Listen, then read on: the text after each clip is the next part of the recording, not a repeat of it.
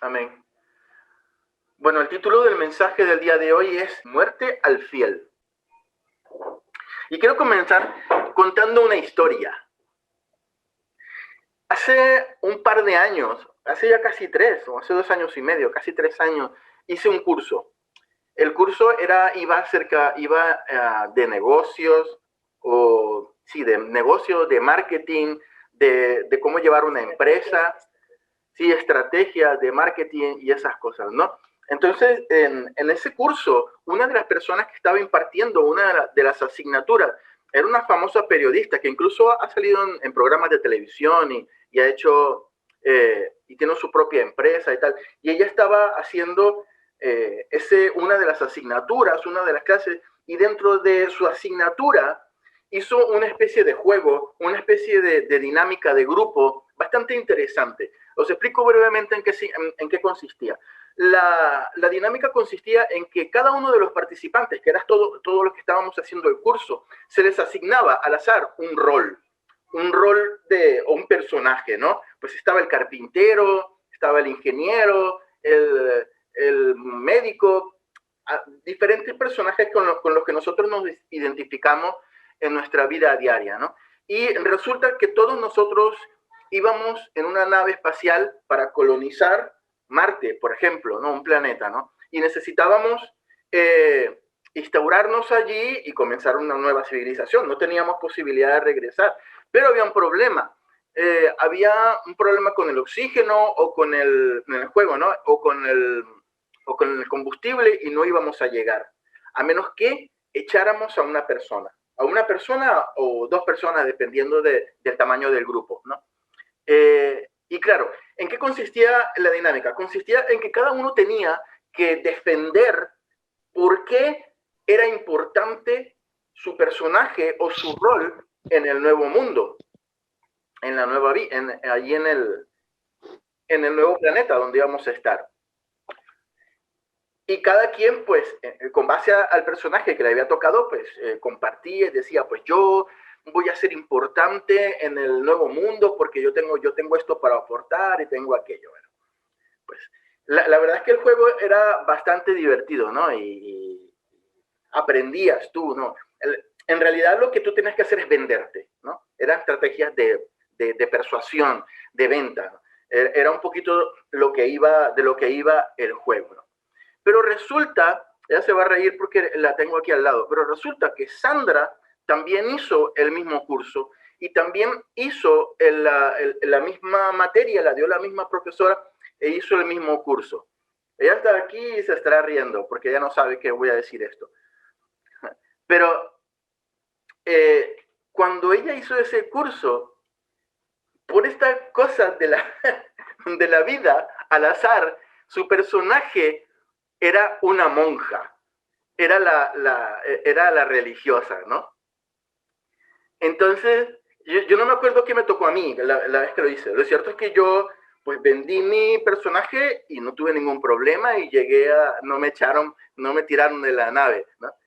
Pero, claro, cuando Sandra me cuenta que ella era la religiosa, la monja, ¿no? Y yo me quedo mirando y le digo, no te habrán echado de la nave, ¿verdad? Y ella baja la cabeza y dice, sí. Yo no lo podía creer, pero por lo siguiente, porque en el grupo que estaba haciendo ella, no sé, eran 25 chicos. Eran 25 chicos. ¿Y cuántas chicas? Éramos 4 chicas, nada más. Eran 25 chicas y 4 chicas. Ella todo lo que tenía que... Yo le dije, Sandra, todo lo que tú tienes que decir, la única cosa que tú tienes que decir es, vamos a un nuevo mundo, necesitamos colonizar y necesitamos úteros. Y yo tengo útero, sí es verdad, soy una religiosa, soy una monja, pero ahora hay digamos, un propósito superior, ¿no? Y yo le pregunto, pero Sandra, ¿cómo tú defendiste tu personaje? Ella me dice, pues bueno, pues yo era la monja y yo les dije, pues bueno, pues en el nuevo mundo vamos a necesitar de Dios y de su palabra y de su amor. Pues la primera que tiraron, ¿no? los 25 chicos dijeron, esta señora no va a colaborar, y pues la tiraron de la nave espacial. Y ella tal vez no lo sepa, ella está aquí sin saberlo, pero ese día me dio mucha rabia. En serio, me dio mucha rabia. Y sentí, en mi corazón sentí esa mezcla entre rabia y decepción hacia ella. Y no fue rabia por lo que ella haya hecho, sino fue rabia en el sentido de que uno, a la persona que quiere que salga bien en el curso y quiere que, y aunque era un juego, yo quería que ella destacara y que ganara el juego y que también ella mostrara de lo que es capaz de hacer. Y no lo pudo hacer en algo de lo que yo consideraba tan sencillo, que era venderse de esa manera. Lo hizo en la manera que yo pensaba que era incorrecta, y ese día sentí malestar, sentí rabia y sentí molestia, ¿no? Estuve todo el día así. En la noche el Señor habló a mi corazón. ¿Y sabes qué me dijo el Señor? Me dijo, Sandra fue fiel, incluso si eso iba a significar su muerte. Yo le dije, explícate, Señor. Y el Señor ponía en mi corazón de que Sandra, ella fue fiel a su personaje. Sí, era un juego, era una dinámica, pero ella fue fiel a su rol y a su personaje. Y como tal, ella se vendió, ella hizo lo que su personaje tenía que haber hecho. Ella, es verdad, iban a un nuevo mundo, tenían que colonizar y todo lo que tú quieras, pero ella actuó según sus convicciones, según sus principios y según los valores de su personaje. Y ella dijo, yo soy la religiosa, yo soy la monja, esto es lo que yo tengo como mi personaje, yo lo voy a defender incluso allá. Y a partir de ese momento yo sentí que la rabia y que la decepción se cambió. Y yo me sentí orgulloso de Sandra, de verdad. Yo dije, Sandra fue fiel, incluso aunque eso hubiese significado su muerte ahí en el juego. Y la rabia desapareció y me sentí orgulloso por ella. Incluso me sentí un poquito avergonzado, porque si a mí me hubiese tocado el sacerdote, el cura, yo también hubiese aportado a la colonización, de verdad. Y me sentí un poco mal por el ejemplo que ella me dio. Y yo precisamente quería hablar de eso en el día de hoy, de la fidelidad, pero no de la fidelidad de Dios, la fidelidad de nosotros como creyentes. Y quería basar el mensaje en el capítulo 6 del libro de Daniel. Daniel, el profeta Daniel, si quieres lo puedes abrir, como vamos a leer todo el capítulo y quiero tener medido el tema del tiempo para no pasarme. Vamos a leer algunas partes y vamos a ir explicando otras para recordar este pasaje, ¿no? El capítulo 6 de Daniel.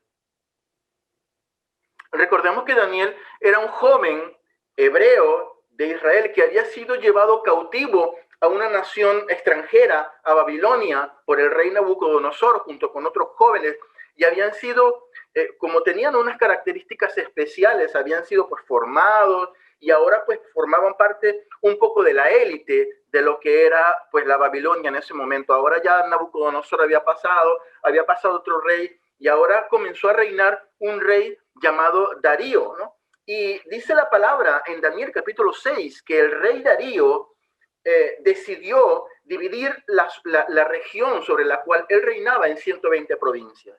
Y sobre esas 120 provincias, Darío puso 120 sátrapas, líderes, gobernadores que se iban a encargar de cada una de esas provincias, ¿vale? Y de superior a ellos, en un nivel superior, habían 3 gobernadores principales, como digamos, como una especie de gobernadores, que eran los que iban a regir esos 120. Y dentro de esos 3 gobernadores, la palabra dice que Daniel era uno de ellos, ¿no? Dice Daniel capítulo 6, versículo 3, pero Daniel mismo era superior a estos sátrapas y gobernadores, porque había en él un espíritu superior. y el rey pensó en ponerlo sobre todo el reino. Entonces, versículo 4, los gobernadores y sátrapas buscaban ocasión para acusar a Daniel en lo relacionado con el reino, mas no podían hallar ocasión alguna o falta porque él era fiel. Amén. Él era fiel y ningún vicio ni falta fue hallado en él. Entonces dijeron aquellos hombres, no hallaremos contra este Daniel ocasión alguna para acusarle si no la hallamos contra él en relación con la ley de su Dios. En el versículo 3 leemos que Daniel era un joven extranjero que había sido traído cautivo. Él no había venido por su propio pie, no había venido porque, mira, que en Babilonia hay trabajo, vamos a ir a buscar. No, él lo habían puesto cadenas y le habían dicho, tú te vienes con nosotros. Había sido exiliado por la fuerza, ¿no? Desde Jerusalén hasta Babilonia, ¿no? Y dice la palabra que él era superior. Dice textualmente que en él había un espíritu, un ruaj superior en la vida de Daniel, ¿no? Y que él incluso iba a ser puesto como líder en uno de estos 3 gobernadores que iban a gobernar a los 120. De hecho, el rey Darío, dice la palabra, lo pensaba poner como principal, como una especie de primer ministro, que sea el primero debajo del rey, para regir el reino y para proteger los intereses del rey, que es lo que dice la palabra. En él había un espíritu superior. La palabra allí era superior, era más excelente, más grande que todos. Y el rey Darío pensó en ponerlo como superior entre todos, ¿no? Y para mí este dato es importante porque Daniel no es que era el favorito del rey, o era el que le hacía más la pelota al rey, o era el que tenía la misma ideología política del rey, o era porque Daniel, el rey, le debía algún favor a Daniel que le había hecho. No, la Biblia dice claramente que en él había un ruaj superior, un ruaj, un espíritu mucho más excelente. Es decir, era el más capaz para dirigir el reino y para proteger los intereses del rey. El rey lo sabía, los demás sátrapas y los demás gobernadores también lo sabían, y eso no se podía quedar así. Dicen en el versículo 4, entonces los gobernadores y sátrapas, los otros 120 que gobernaban las 120 regiones, buscaban ocasión para acusar a Daniel en lo relacionado con el reino, pero no podían hallar ocasión alguna o falta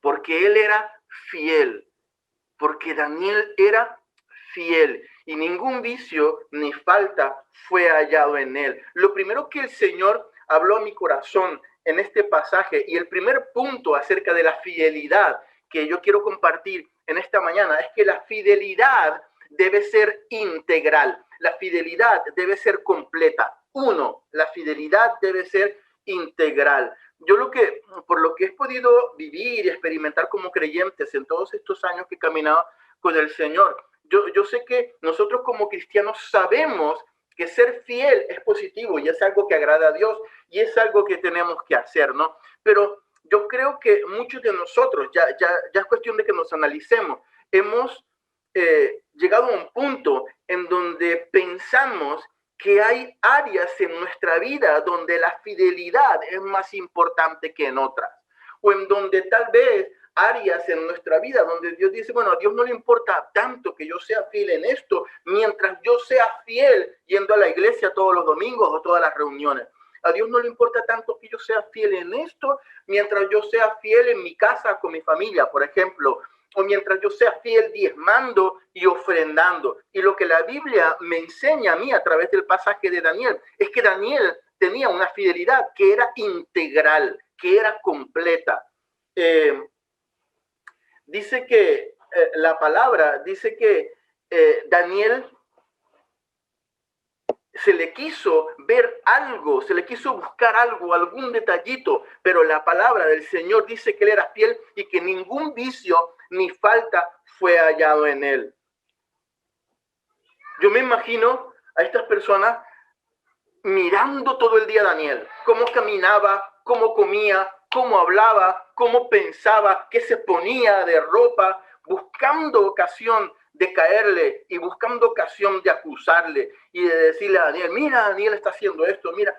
Pero Daniel tenía una fidelidad tan completa y tan integral en su vida que esta gente no pudo encontrar ocasión alguna de acusarlo. Yo no sé si alguna vez tú has visto en España, sin ir más lejos, pasa.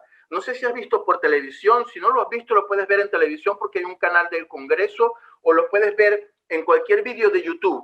Búscate una sesión del Congreso y vas a ver uno tras otro a los políticos poniéndose ahí con la presidenta detrás del podium a despotricar contra uno y otro del otro partido. Y este de este partido hace esto, hizo aquel pasó unos sobres en vez de dinero, aquel le regalaron unos trajes, el otro dijo que no iba a dormir tranquilo si estaban estos en el poder y cuando gana los contrata. Y de una y otra vez sacándose los trapitos a cada uno y van desfilando uno y el otro le responde y le saca los otros trapitos, porque todos tienen cosas para ser reprobados, porque ninguno es intachable, pero cualquier persona que se hubiese parado allí en el Congreso de Babilonia y hubiese querido decir algo en contra de Daniel, no lo hubiese podido hacer, porque él era fiel íntegramente, completamente. Nada fue hallado en él que se le pudiera hacer, que se le pudiera reprochar. Y esa es uno de los puntos que yo quería que nos lleváramos en nuestro corazón. Hermanos, nuestra fidelidad tiene que ser integral, ¿no?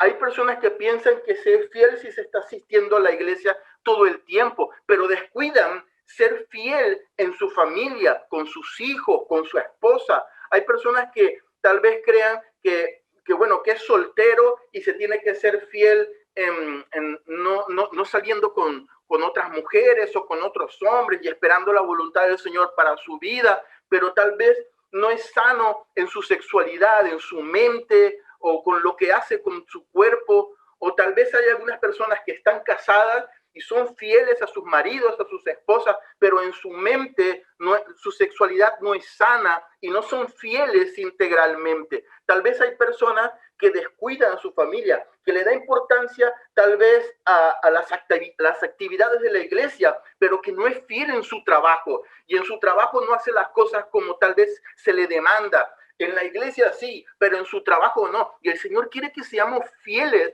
de una manera total y de una manera integral. No que nos paremos allí y que una persona diga, mira, este es muy fiel en la iglesia, pero en su trabajo no es fiel, pero en la universidad es otra persona, pero cuando le toca hacer alguna otra cosa, allí se nota tal vez que no es tan fiel. Y el Señor demanda de nosotros, como de la vida de Daniel, fidelidad. Hermanos, ¿cómo tenemos que aprender de la fidelidad de Daniel?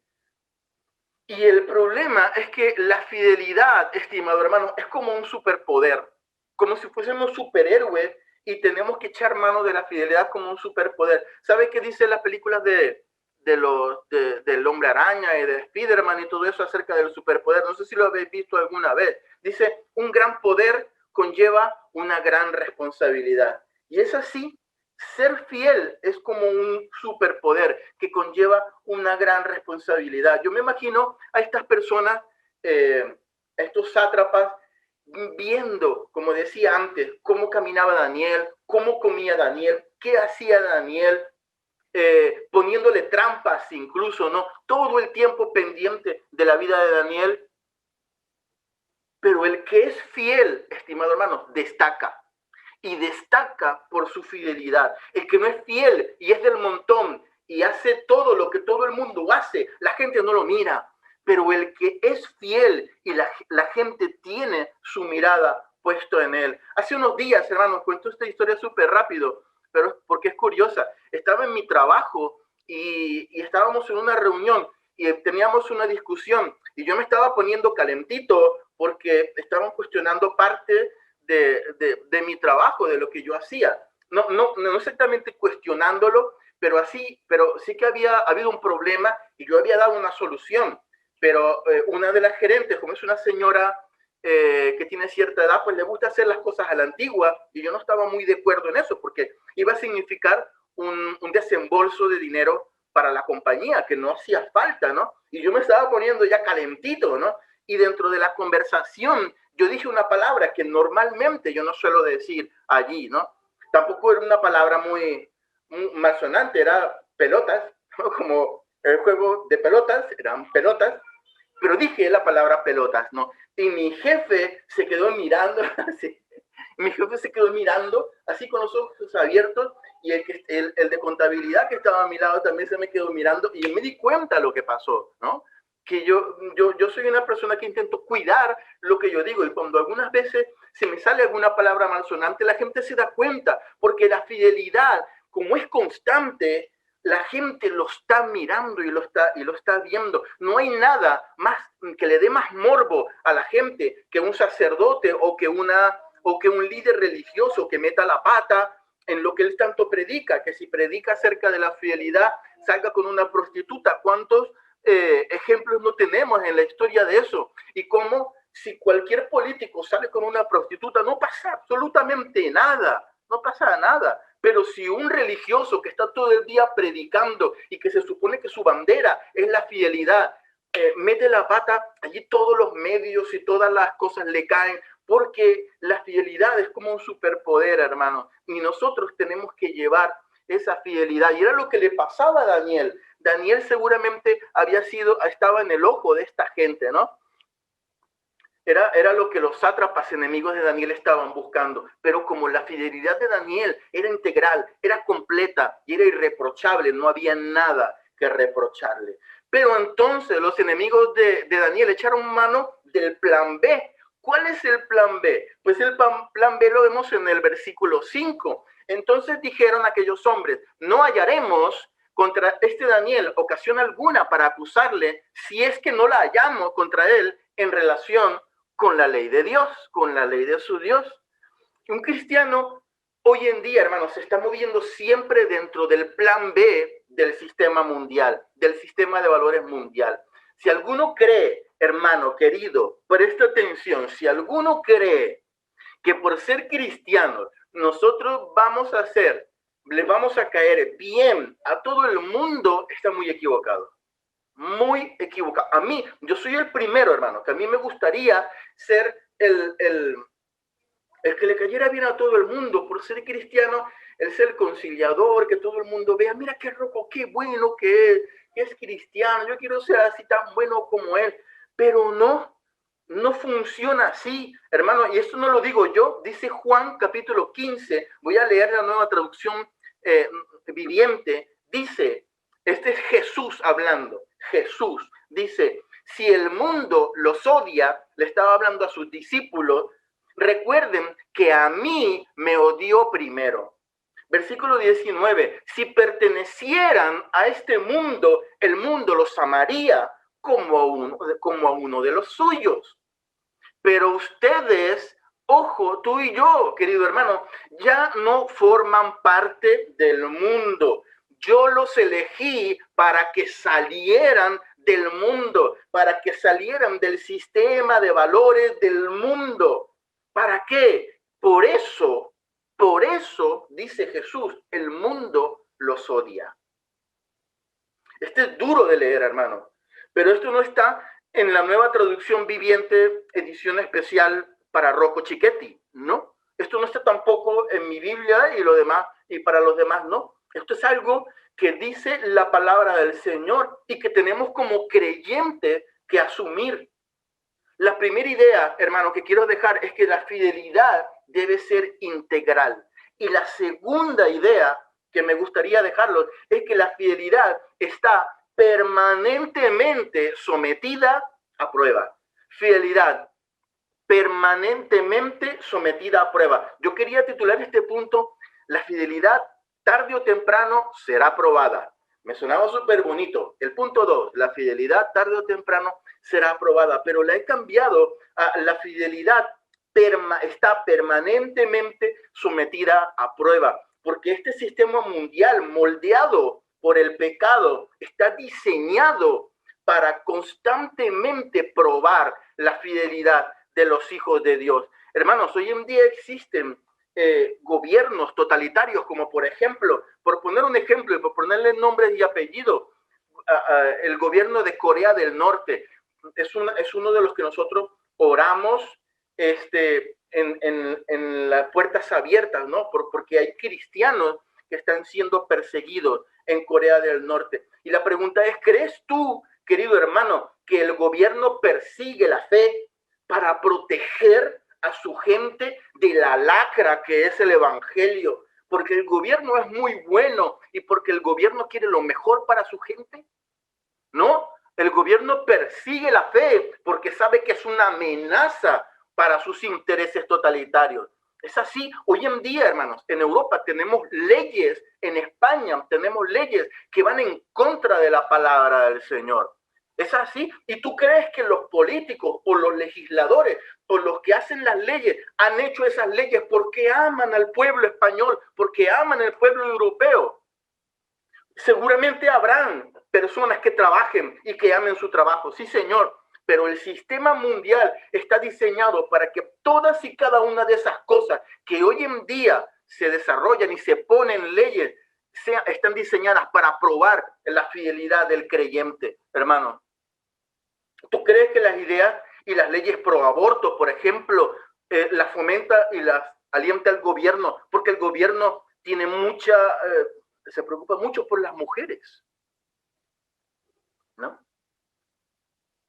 Satanás sabe que es el que está detrás de todo esto, sabe que la única manera de probar la fidelidad del pueblo de Dios es haciendo lo que los sátrapas del gobierno babilónico hicieron. Y mira lo que hicieron: no hallaremos contra este Daniel ocasión alguna para acusarle, si no la hallamos contra él en relación con la ley de su Dios. El patrón del sistema mundial se evidencia en la bendita palabra del Señor, que en cómo este sistema solo está interesado en ir en contra de los que luchan cada día por permanecer constantemente fieles.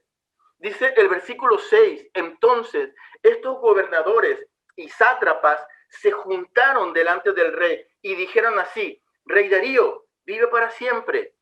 Le hicieron un poquito la pelota al rey. ¿Ves? Pelota no tiene nada que... es una buena palabra. Versículo 7. Los gobernadores del reino, pero fíjense en esto, los gobernadores del reino, magistrados, sátrapas, príncipes y capitanes, todo el sistema babilónico, han acordado, se han puesto de acuerdo por consejo que promulgues un edicto real y lo confirmes, que cualquiera que en espacio de 30 días que demande petición de cualquier dios u hombre fuera de ti, oh rey, sea echado en el foso de los leones. Ahora mi pregunta es, ¿tú crees que todas estas personas hicieron esta ley para bendecir y para ayudar al pueblo de Babilonia? No, ellos podían haberse reunido para ver cuál era la mejor manera de potenciar la economía, o reunido para ver cuál era la mejor manera de conquistar más reinos para el rey, porque ellos habían sido puestos allí para proteger, dice la palabra, los intereses del rey. Para que, o tal vez hacer alguna especie de programa económico para proteger al más desfavorecido, para proteger al más pobre. O tal vez, pues, hacer algún otro plan de gobierno que fuese para expandir el reino de Babilonia, pero no.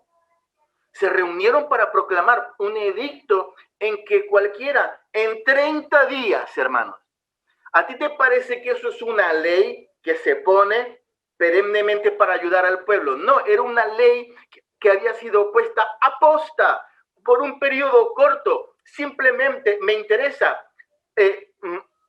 gobernadores del reino, magistrados, sátrapas, príncipes y capitanes, simplemente poner una ley cortita, temporal, solamente porque queremos deshacernos de este Daniel, deshacernos de la persona que probablemente era más capaz de llevar el reino, de gobernarlo bien y de gobernar las cosas del rey. Nos interesa simplemente por envidia o por lo que sea, sacarlo. 30 días son necesarios, no necesitamos más para quitarnos el santurrón sábelo todo de en medio. Y lo más curioso de todo es que Daniel, siendo uno de los 3 gobernadores principales que estaba incluso por encima de los 120, no fue invitado a su ley, a proclamar esa ley, porque iba, seguramente le hicieron a escondidas, porque iba en contra solamente de probar la fidelidad de Daniel.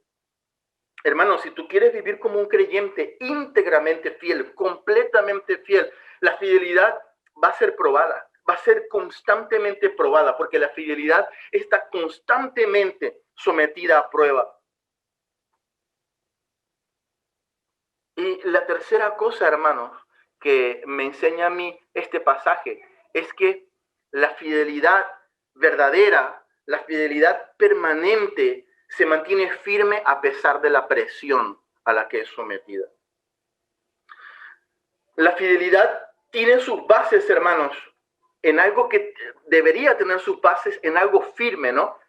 Y debemos permanecer firmes en ese fundamento. Cuando la palabra habla, o la parábola habla acerca del hombre sabio que construyó su casa sobre la roca, no está hablando solamente de que la roca son las tempestades que son como las enfermedades que azotan nuestras vidas o las dificultades económicas. Sí, esas son cosas que azotan, y si estamos firmes en la roca que es Jesús, nada nos va a mover, pero también se refería a estar firmes sobre una base de las convicciones que tenemos como personas, de que la fidelidad no debe fluctuar de un lado a otro, según los tiempos, según las opiniones, según las modas, o según la prueba a la que sea sometida, según la prueba a la que sea sometida. Versículo 10, dice la palabra, cuando Daniel, el profeta Daniel, este chico, supo que el edicto había sido firmado, entró en su casa. Mira qué bonito lo que hace Daniel. Me encanta. Entra en su casa, abre las ventanas de su cámara, así abre las ventanas de su habitación, que dice la palabra, daban a Jerusalén, y se arrodillaba 3 veces al día y oraba y daba gracias delante de su Dios, como lo hacía, como lo solía hacer antes. Versículo 11, entonces se juntaron aquellos hombres y hallaron a Daniel orando y rogando en presencia de su Dios. Yo antes creía que Daniel lo hacía para provocar. Yo la primera vez que leí estos versículos, yo pensaba que Daniel era un poquito provocador. Y Daniel dijo, habéis hecho una ley contra mí, pues ahora sí se van a enterar. Y abría las ventanas para que todo el mundo lo viera y provocando. Pero en realidad no es así. Si se lee un poquito con detenimiento lo que dice el versículo 10, la Biblia dice, como lo solía hacer antes. Era una práctica habitual en Daniel el abrir las ventanas de su habitación y arrodillarse y orar. Seguramente todos estos sátrapas y gobernadores lo habían visto más de una vez, ahí orando a un Dios que no era sus dioses favoritos, ¿no? ¿Por qué?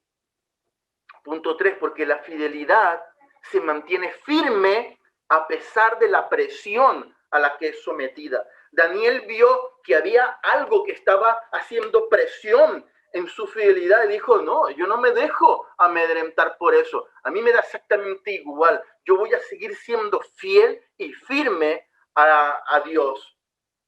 Y había un punto que lo quise poner como punto 4, pero al final dije, bueno, voy a hacer el punto 3.1, que es que quien es verdaderamente fiel, hermano, no solamente mantiene firme su fidelidad a pesar de la presión, sino que quien es verdaderamente fiel no se avergüenza de exhibir su fidelidad. ¿Sabes, hermano? Daniel hubiese podido decir, mira, yo no quiero meterme en problemas. Está esta ley, va a durar 30 días, yo voy a seguir orando, pero para no meterme en problemas, yo voy a dejar cerraditas la ventana.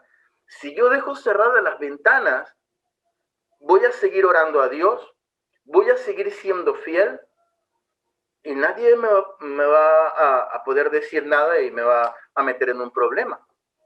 Daniel lo pudo haber dicho perfectamente, pero probablemente Daniel tenía una razón de peso para cuando oraba abría las ventanas. Daniel era un exiliado.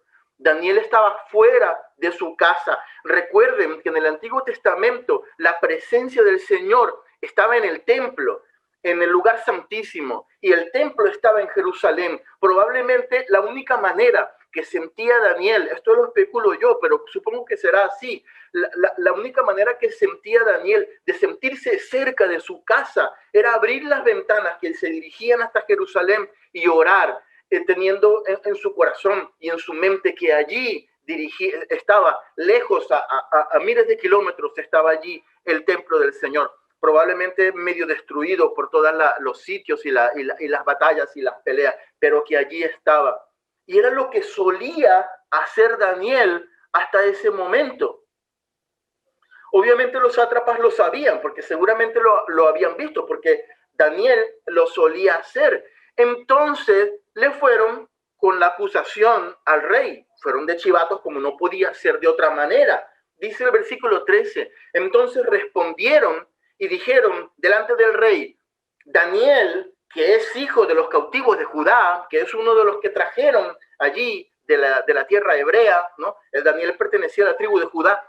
No te respeta a ti, ojo, lo que dijeron esta gente, no te respeta a ti, rey, ni acata el edicto que confirmaste, sino que 3 veces al día hace su petición. A mí me llama mucho la atención el no te respeta a ti, porque esto es típico. Cuando una persona quiere atacar a alguien, si el ataque se mantiene a nivel de las ideas y de las opiniones y de los principios y de los valores, se puede llegar a una discusión, incluso conciliatoria. Bueno, tú piensas esto, esta es tu idea, estos son tus valores, estos son los míos, estas son mis ideas, estos son mis valores, son contrarios, pero bueno, tenemos opiniones separadas.